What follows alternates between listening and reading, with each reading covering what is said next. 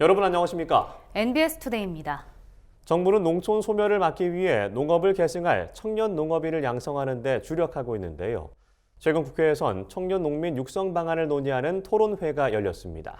전문가들은 청년 농수를 늘리는 데 집중하기보다 청년농이 지역에 정착할 수 있도록 제도를 다듬는 게 먼저라고 강조했습니다. 진주영 기자가 전해드립니다.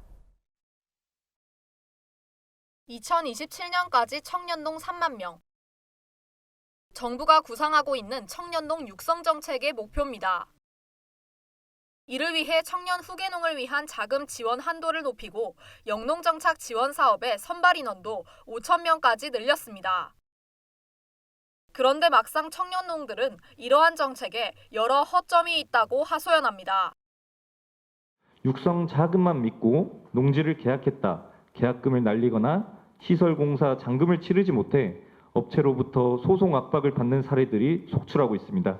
최소 2, 3년 정도는 이 소득을 못 만들어냅니다. 지원금이 단지 3년 이후에 딱 사라지기 때문에 막 이제 안정기에 들어가려고 준비하시는 분한테는 상당히 애로사항이 됩니다. 모두 청년농민 육성 방안을 논의하기 위해 최근 국회에서 열린 토론회에서 나온 이야기입니다. 영농정착 지원 사업으로 청년 창업농 1명이 한 달에 지원받는 금액은 100만 원 남짓. 최대 3년의 지원 기간이 끝나고 나면 홀로 서기를 해야 하지만 현실적으로 쉽지 않습니다. 후계농을 위한 대출 지원도 올해는 예산 부족으로 조기 소진되면서 대출길도 막힌 상황. 소멸 위험 지역으로 갈수록 정주 여건마저 녹록지 않아 청년농들은 생업과 생활 모두에서 이중고를 겪고 있습니다. 거주하고 있는 면 단위의 어린이집이 폐원을 했고 아이들과 청년 농부들에게는 시범 사업이나 한번 해보고 방식의 정책은 적용되어서는 안 된다고. 전문가들은 청년농의 숫자만 늘릴 게 아니라 지원 정책을 되돌아봐야 할 때라고 한 목소리를 냈습니다. 가장 큰 문제는 정부 지원 체계 범위가 좁다는 겁니다. 정책의 주안점이 영농 창업을 위한 지원금에 집중돼 있다며 창농을 준비하는 과정부터 정착까지 연결하는 단계별 지원이 필요하다는 지적입니다.